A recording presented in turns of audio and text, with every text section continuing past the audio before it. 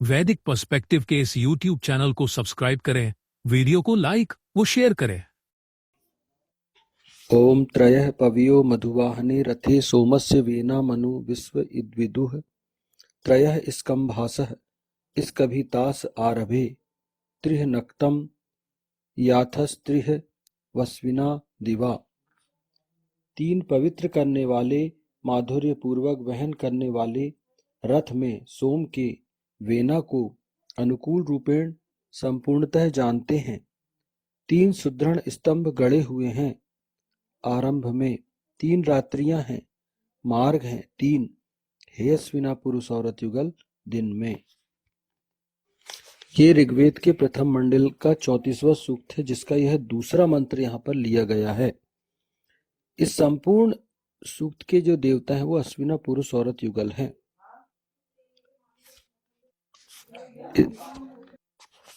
इस सूक्त में कुल 12 मंत्र हैं, जिनके छंद जो हैं, जिसमें ये दूसरा मंत्र है तो इसका निचरत जगती छंद है, और स्वर जो है वो इस सूक्त का पंचम है। मतलब इसमें जितने 12 मंत्र सभी का पंचम है, तो इस मंत्र का भी पंचम सूक्त है।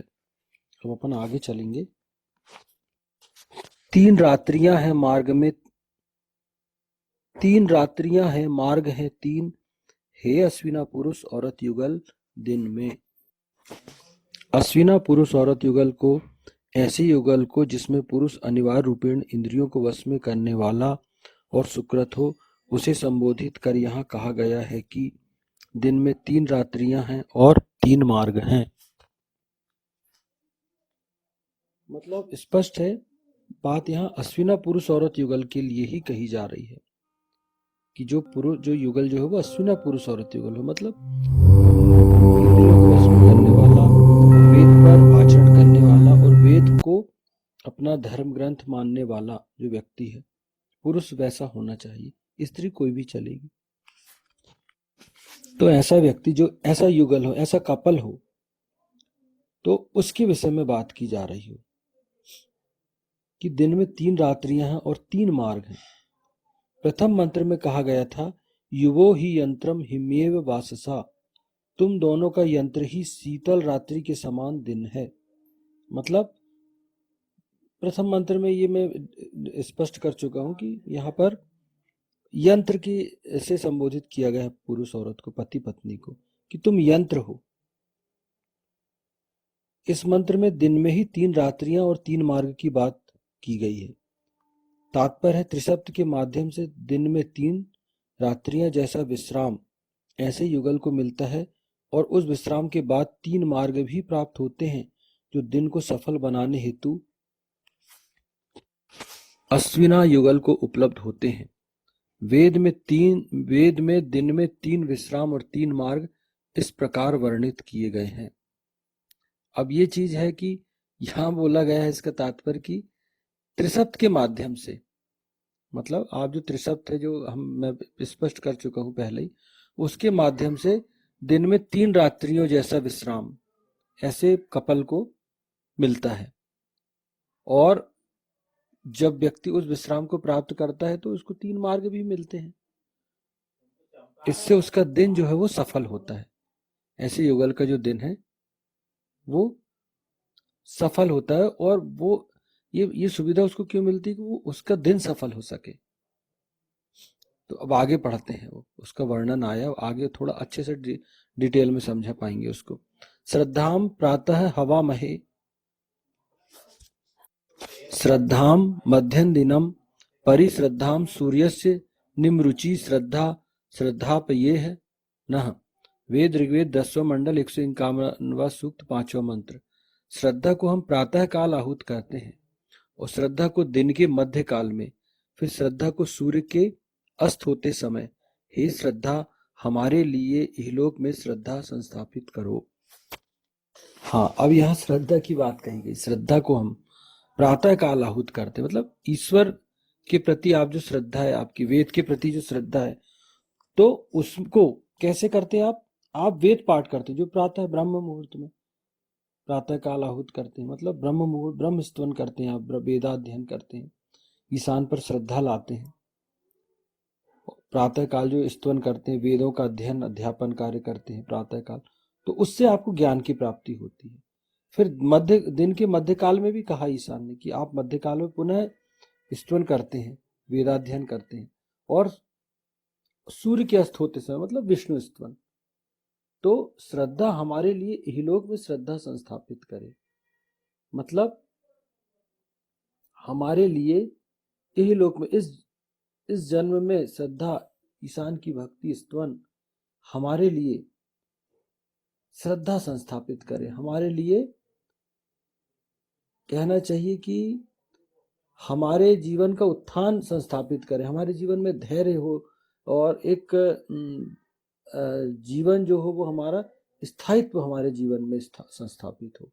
और ये काम वेद ही कर सकता है, व्यक्ति को स्थिरता स्थायित्व वेद ही प्रदान कर सकता है। तो वेदों के अध्ययन अध्यापन से यहाँ बात की गई है। अब यहाँ प्रश्न उठ सकता है कि यहाँ तो सिर्फ अध्ययन की बात की गई है। नहीं, जब आप वेदाध्ययन करते हैं तो वेद से आपको जो नॉलेज होता है, जो ज्ञान होता है, उसको आप अपने जीवन में अप्लाई करते हैं। वेद एक ऐसी चीज है जिसको आप अपने जीवन में अप्लाई करते हैं, वेद के ज्ञान को, वेद के नॉलेज को, और वो आपको शाश्वत तथ्यों से परिचित कराता है। एक्चुअल में वास्तव में यहाँ जो कहा गया कि वेदों का आपको 3 बार जो अध्ययन अध्यापन करना है,